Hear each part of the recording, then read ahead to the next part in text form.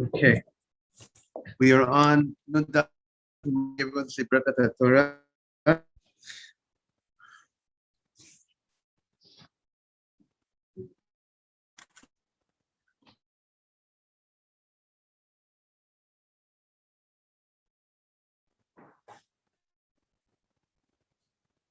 Okay, we have more of Bailot, the Ishto Shalot. We just with the wife of Lot. Says if somebody sees the wife of the pillar of salt of Lot, he says a bracha. And the Gemara listed the story of Lot together with other miracles that happened. And the Gemara yesterday had an issue to group, which I mean we do to say the bracha she'asanisim lavoteinu on something. It was a miracle that she turned into, but miracle that she got punished seemed to be the type of bracha that you would say. So the Gemara. So what does the Gemara say?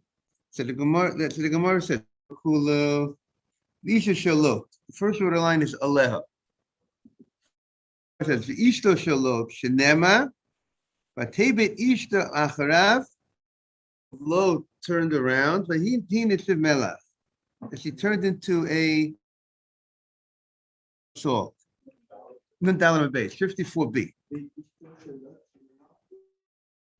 Yes, you got right. You got it. Isha Shalosh Shenema Vatebet Ishto Acharav Vatim nitziv melach. And then also it says the chomat yibicho shenivla, and the wall of that except vatipot chomat tachteha.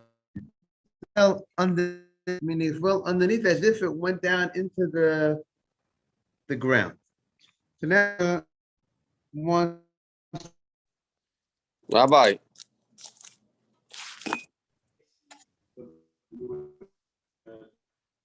Rabbi.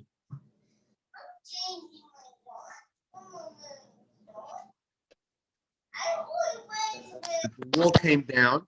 That was a miracle for the Jewish.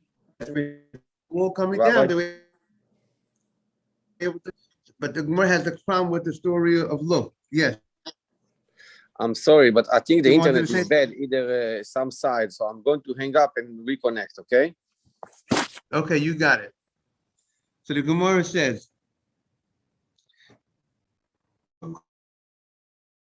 all of them in one are miracles. Ella Isha Shalom Parenutuhu. It's a Baruch Dayan Ha'emet. That the appropriate bracha is Dayan, this pillar of salt.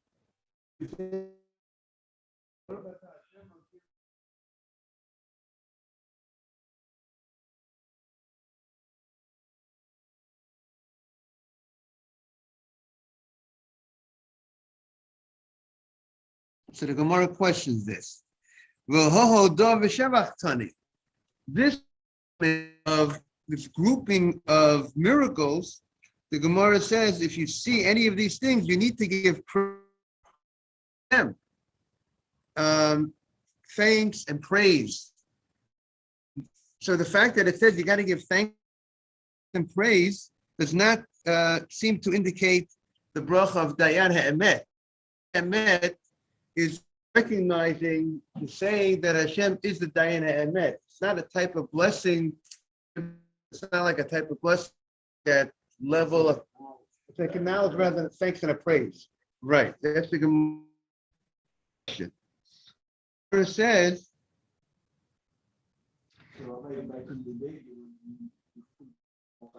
Baruch atah Hashem, either Sh'asa Nisim Lavotenu Bayom, if it was the proper was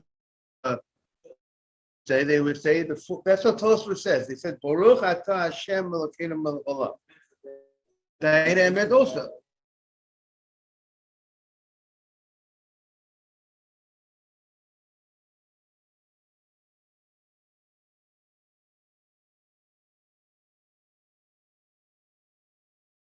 That Hashem does not say the name of Hashem and Melech Olam. It doesn't really have the status of a bracha. It's maybe it's something. But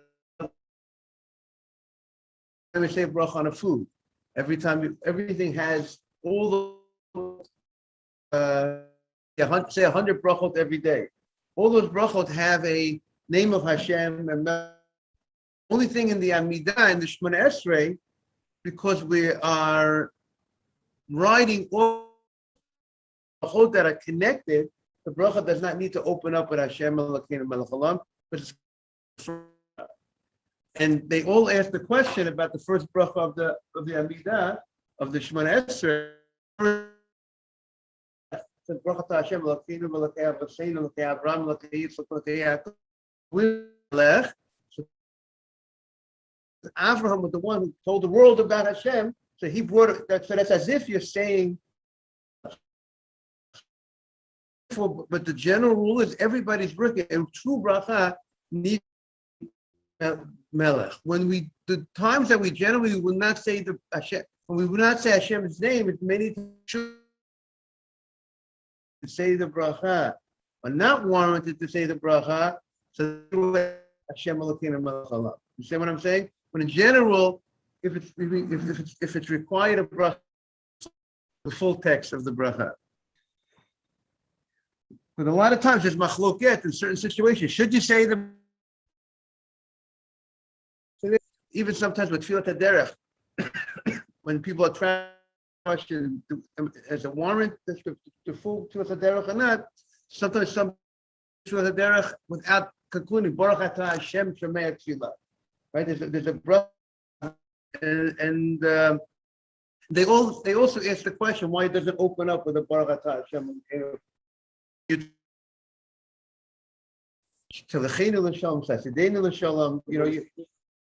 finishes with a bracha, but it doesn't open with a bracha. So therefore, some people are very particular to they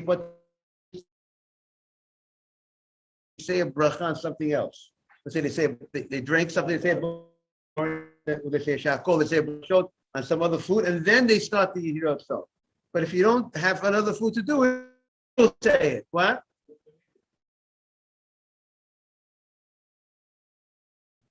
But as long as you're putting it, even if you're saying after the other, but that's the story. Okay, so now back in the Gemara. The Gemara says, the Gemara is going to answer on Lot's life. The Gemara says, you're right. The answer is that we are not saying the bracha sha'asanisim saying bracha ta Hashem l'kol dayan ha'emet. The Gemara says the story of Lot's wife was grouped with the things of praise to Hashem. So how could you tell me that the miracle of Lot is dayan ha'emet? But then it doesn't fit into the category with grouped with all the things that you think. We are now on the wide lines at the word. About the first word of the line is El. So you must end of the line. We said that you're supposed to say the praise to Hashem. It says Tani, you have to learn the following. The reason why it's grouped there, because and learn in that right there, we have to change. You have to teach in the Brisa the following: that Lot and his wife go ahead and say two brachot and different brachot than everybody else in that category. We're going to separate Lot and his wife into a separate category. What's the separate category? That when you see the wife of Lot, you say, what are the two brachot? One bracha you say, Baruch Atah Hashem Elokeinu Melech Olam. And the other bracha is that Baruch Atah Hashem Elokeinu Melech Haolam Zocher Es HaTzadik. That remembers the tzaddikim. That Hashem remembers Abraham. That even though Hashem was destroying, that during that time period, Hashem made this miracle to separate Lot.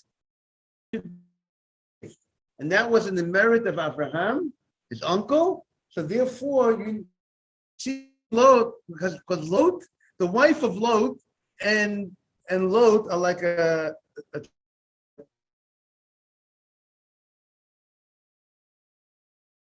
she turned into a pillar of salt. At the same time, you remember the miracle that it says the Pasuk Hashem was destroying the cities of Sodom, and amidst the destruction, Hashem saves Lot. So therefore, you need to recognize Hashem's kindness, and there's a special bracha, a new bracha that we never heard before, that the Gemara is now introducing to us. The Baruch Atah Hashem Elokeinu Melech Haolam Zocher Es HaTzadikim. That Hashem remembers it's not referring to Lot being tzaddik, it's referring to Abraham being the tzaddik, and Hashem remembered the tzaddik Abraham. Yizkar him as Abraham, you remember Abraham, and because you remembered Abraham, Lot was close with Abraham, so Hashem saved Lot.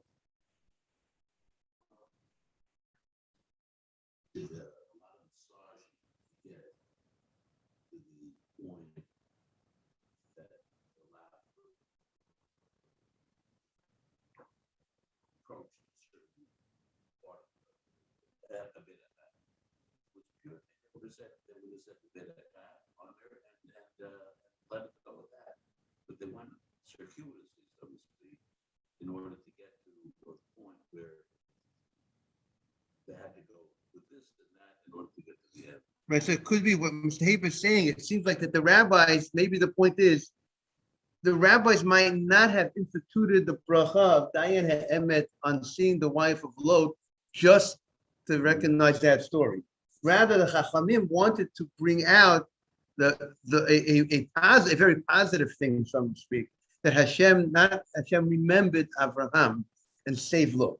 So maybe that's what the Gemara is saying, that they instituted this bracha of Dayan HaEmet in order to really also to bring out the other point of the kindness of Hashem. Okay, and by the way, it says in the Shulchan Aruch, this is how it's brought down also in the Shulchan Aruch. If such a thing happens, you would say, if you would see the wife of Lot, you say two brachot. Yes.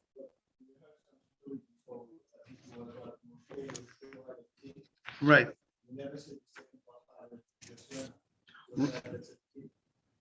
Right. Because the Zocher Tzadikim, so far the Gemara is only introducing this bracha, Zocher Tzadikim, for the story of a special bracha because of Lot. It's the only time we mentioned this very selective. I don't know that we find the application anywhere else.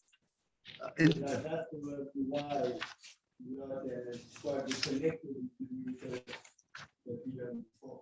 Because we had a question of why you have, because we tell you what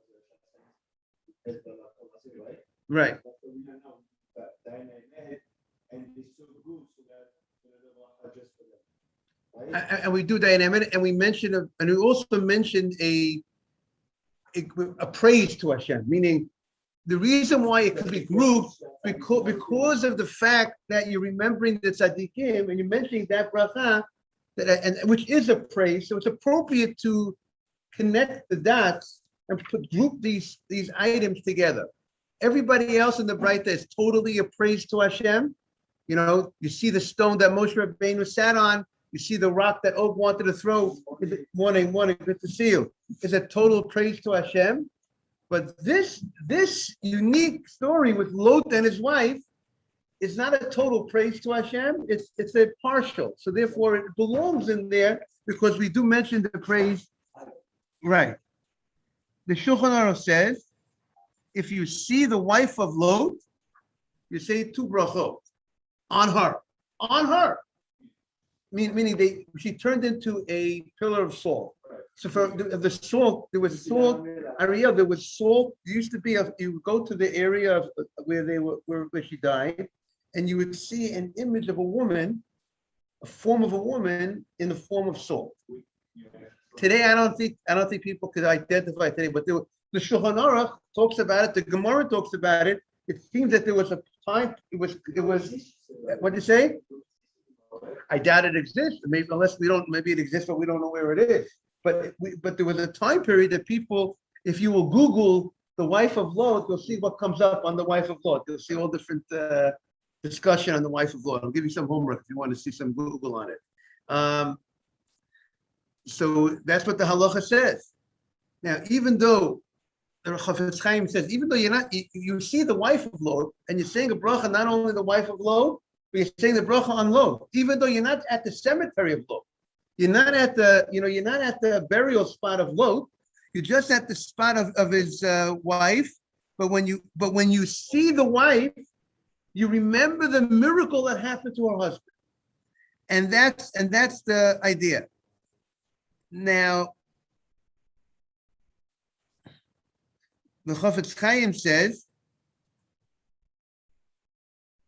okay, so that's the point. Then we'll continue in the Gemara.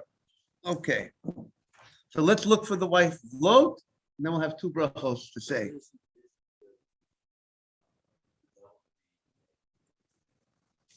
Where whether it's good or bad, whether it's what our interpretation is good or bad, it's good, and they don't want any of the bad, so it's something which looks like it's happening in the bad way. They want to show that it's really not. They want to, what they want to end up even that. With a good Berachos. They can't end up with a perfect Berachos because if they had a perfect Berachos would have the name of Hashem. They can't end up that way, but they want it. But they want your final thinking to be very positive. It could be that might be specific in the case of Lot, because I'll tell you why, Mr. Abel. Because there is such a concept that a person will say the bracha Dayan Ha'emet without any other bracha connected to it, right? If a person has a terrible tragedy happened that a close relative passed away, they'll say with the full name, Baruch Atah Hashem Elokeinu melech haolam. I mean, at least that's what the Shulchan Aruch says. You know, I mean, the question is if in practice people do differently enough, but the Shulchan Aruch says, let's say, I just say share with you what the Shulchan Aruch says. The Shulchan Aruch says, "Al Shmuel Re'ot, on bad news, really bad news happened. Something very terrible happened. Omer Mivorech Baruch Atah Hashem Elokeinu melech haolam Dayan Ha'emet." That's what the Shulchan Aruch says. Now,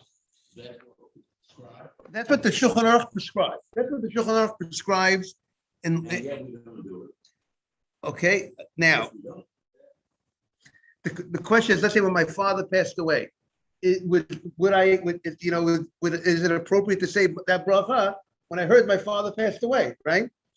The way the Shulchan Aruch said that would be appropriate. Just trying to see what it says over here. If it says in the Yalkut Yosef, if he makes a comment about this.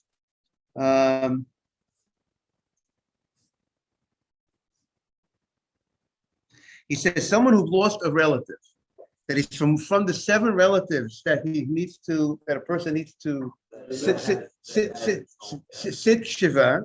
He says Dayana Emet, and he says B'Shem Malchut. He says Baruch Atah Hashem Elokeinu melech haolam. Even though there are those that say that the bracha should be without Baruch Atah Hashem Elokeinu melech haolam, meaning there are those that say in such a case when my father passed away, the bracha should be Baruch Dayana Emet. Not that I should say Baruch Atah Hashem Elokeinu melech haolam. The Shulchan Aruch says clearly, say the full bracha. Baruch Atah Hashem Elokeinu melech haolam. There are those that disagree with that opinion, but the custom, he says, was to say this bracha Baruch Atah Hashem Elokeinu melech haolam Dayana Emet when one of those close relatives passed away. And then he says, when do they say the bracha dayan emet?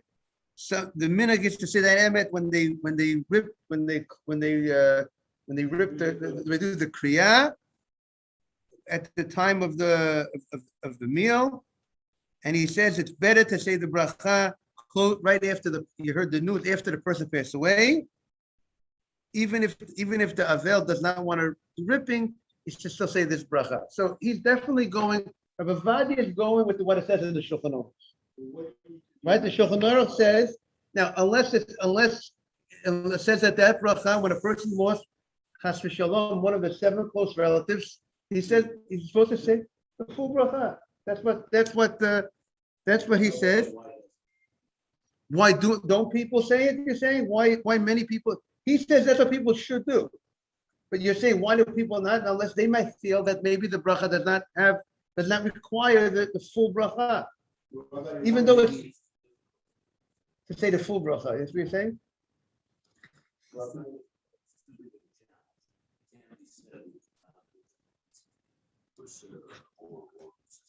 That a bracha is required. Maybe I don't know if that's the reason, or if the reason is they hold that maybe some of these brachot don't require the full bracha. Yes.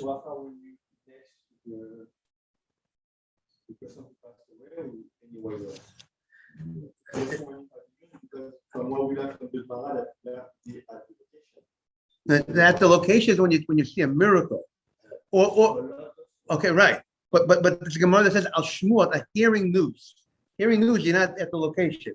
If you hear the news, and the Chafetz Chaim said someone hears the news, and you heard the news from someone who's very trustworthy, and that other person saw it himself, then you could say the bracha. So the way Rabbi Vadia says that, it's best to say the bracha as close to the time that the person passed away. No, right, close to the time that the person passed away. Now, let's continue in the Gemara.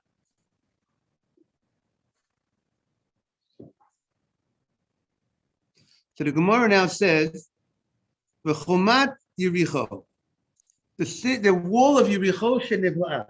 First of all, I don't know if it said we want to welcome again. What's your first name? Simon. Simon, we're so happy that you're here. The Gemara says, "V'chomat Yericho shenivla'a."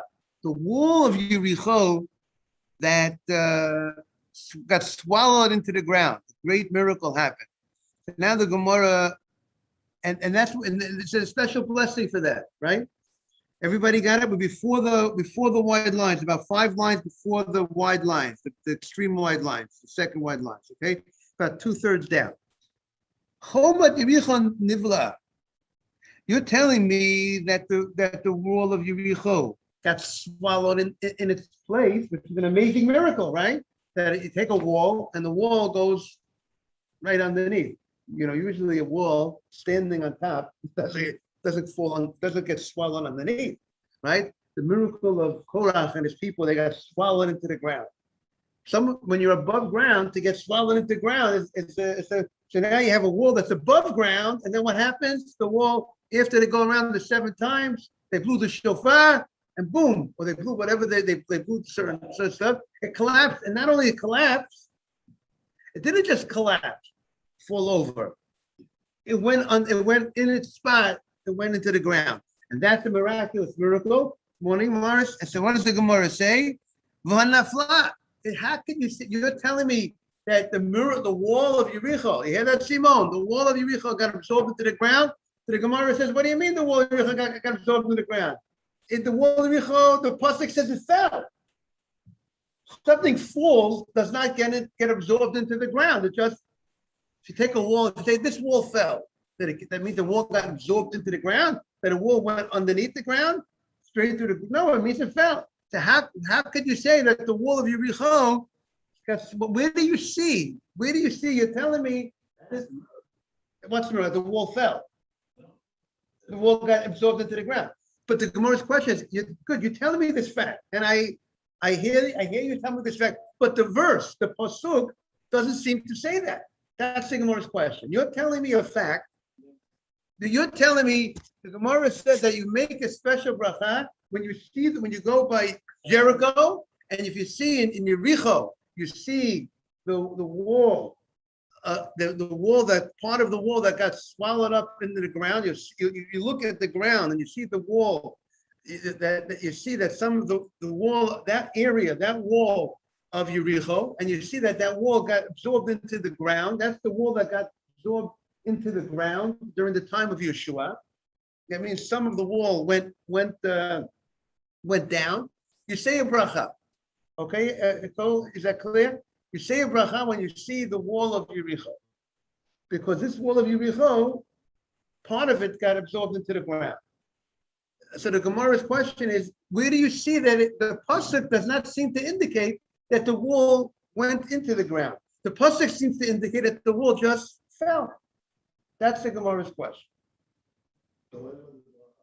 And then it says, if you would go today and you would see that wall, that would remind you of that miracle that happened, and you would say the bracha. But the question is, it's a miracle that the wall fell down. That you go around the wall every day. They went once a day. They went around. Then 7 times they went around Yericho on the 7th day, and then the wall falls down. That's a great miracle. That in itself is a miracle. The wall falls down. You didn't have to put a bomb on it. You didn't have to knock down the wall. It's a miracle. But you told me not only did the wall fall down, you told me that that the wall got absorbed into the ground. That's what you told me was the miracle that happened. But the most question is, but we see from the verse, from the pasuk, that the wall that does not seem to didn't go into the ground. Didn't go. It just fell. The Torah, the pasuk says in Yeshua that the wall fell. So where do you see? Where is it? Where did the rabbis get the indication that the wall? How did the rabbis know that the wall actually got absorbed in, that it miraculously just went under? That's the Gemara's question. You hear that?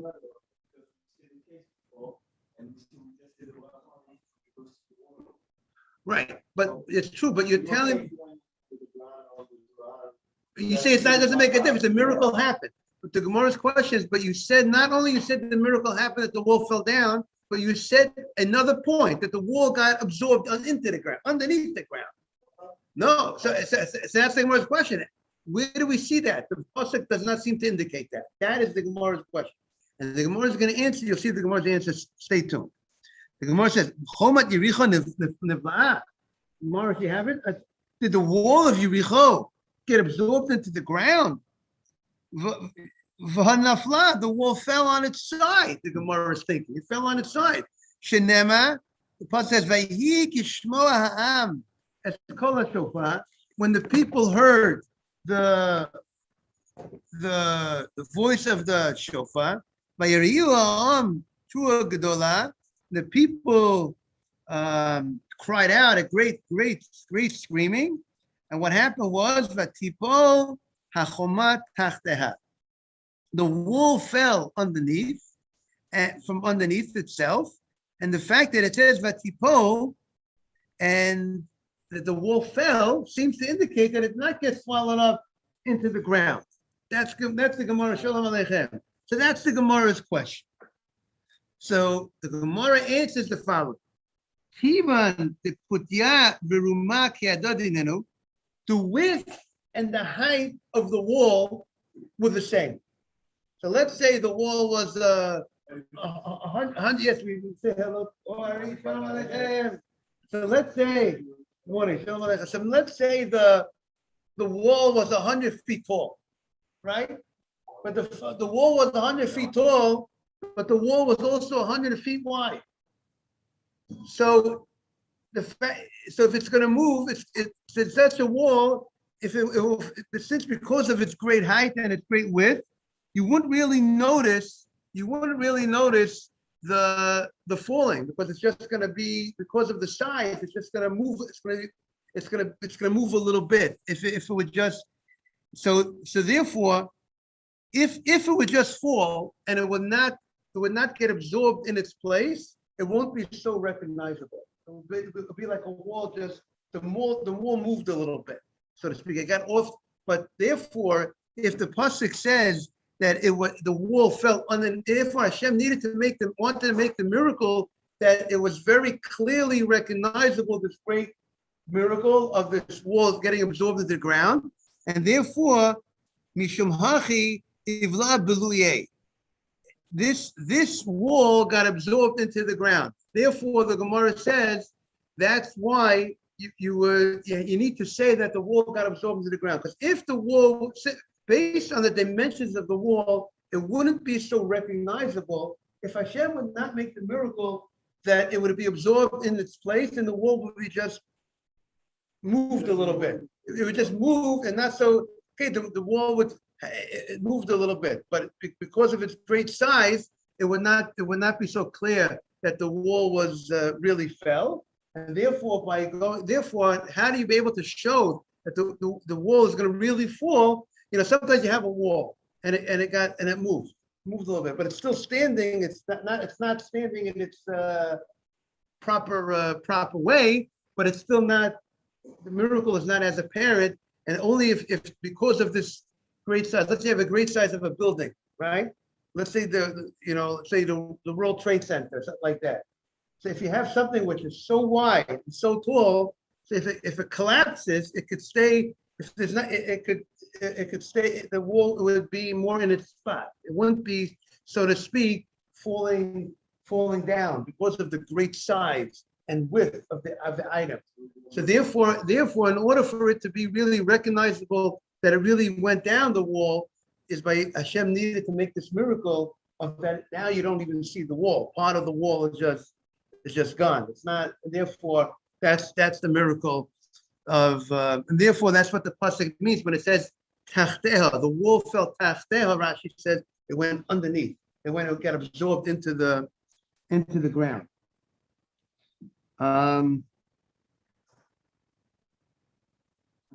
You see, on the bottom they say, since the width was the same as the height, if the wall would have simply toppled onto its side, it would appear to be standing as before. And therefore, Hashem wanted to make the miracle that it should not look to the onlooker.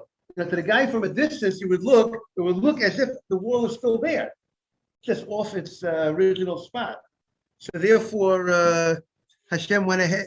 Like there's no place for it to fall, really. If you have something so tall and so wide, because if you have something very tall and the width is not so wide, right? So therefore, there's a lot of space for the wall to fall down, right? I have something very thin and it's very tall, and now it's going to just topple over. But if I have something that's if it's very tall, but it's also like this, so where is it going? It's not going. There's nowhere to go. Has no side to fall over.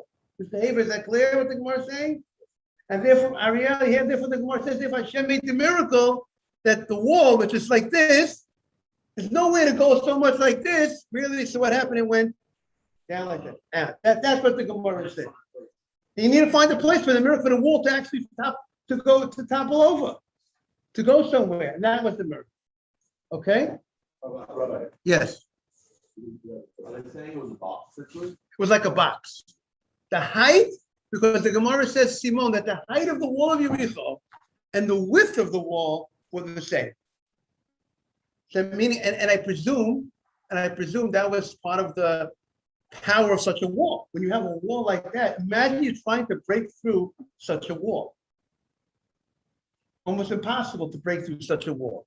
The thicker the wall, the better it is, right? You can't. The enemy is trying to break through such a wall. The purpose of the wall was to protect the people. Good. And also remember another thing. We learned about Eretz Yisrael. They were giants in Eretz Yisrael, right? Remember the story with the Meraglim? They were afraid to go into Eretz Yisrael because of the spies and the spies. So the same way they were giants in people, so maybe that could explain such a phenomenon, Simon, of having a wall. Do you ever see a wall that the height and the width are the same? I don't know if you ever see such a thing. The height and the width of the wall, maybe it's like a cube. It's like right, it's like a box. So maybe I'm just suggesting, maybe because of this, but the people are a different type of people, so the wall's a different type of wall too.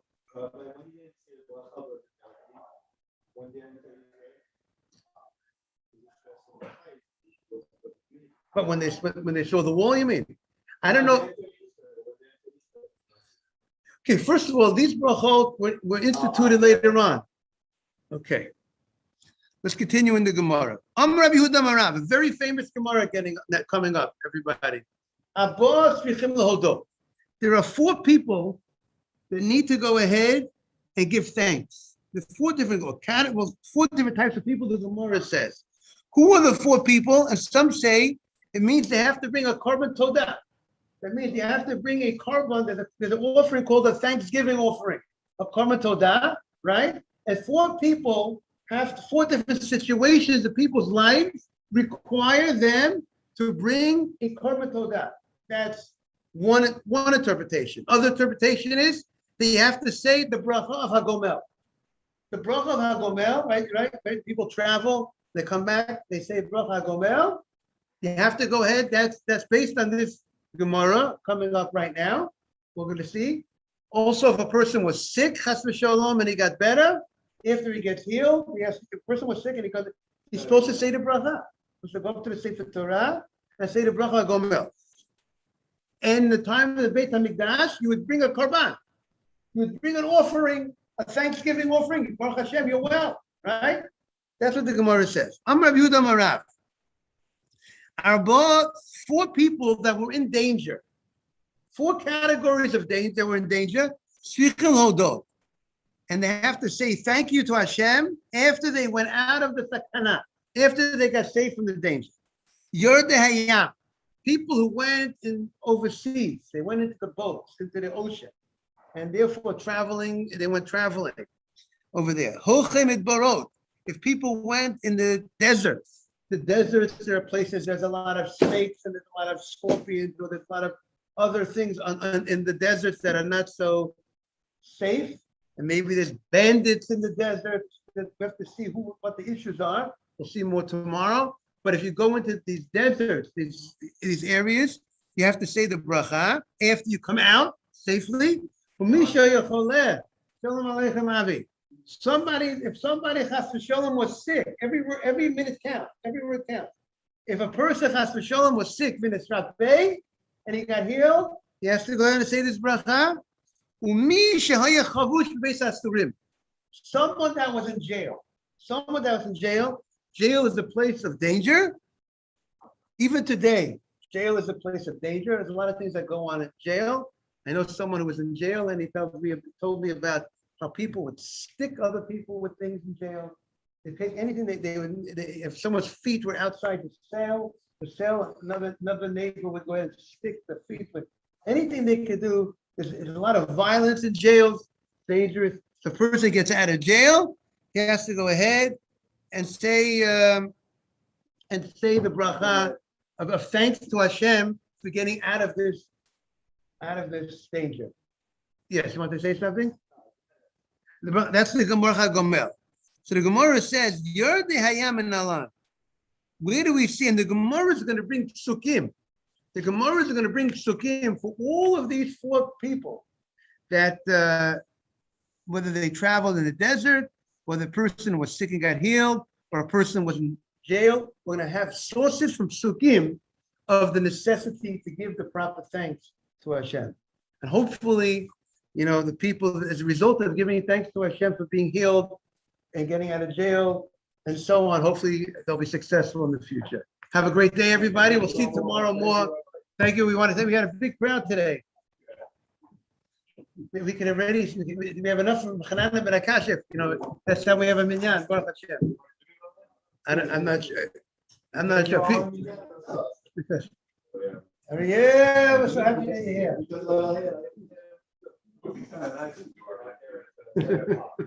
Thank you so much. Yeah, the 2 Ariels on the deal.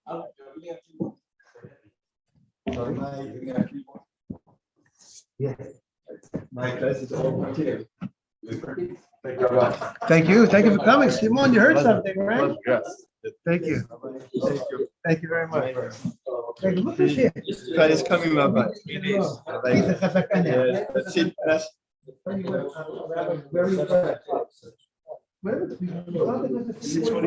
Every time you come, exactly. Beautiful. road, we start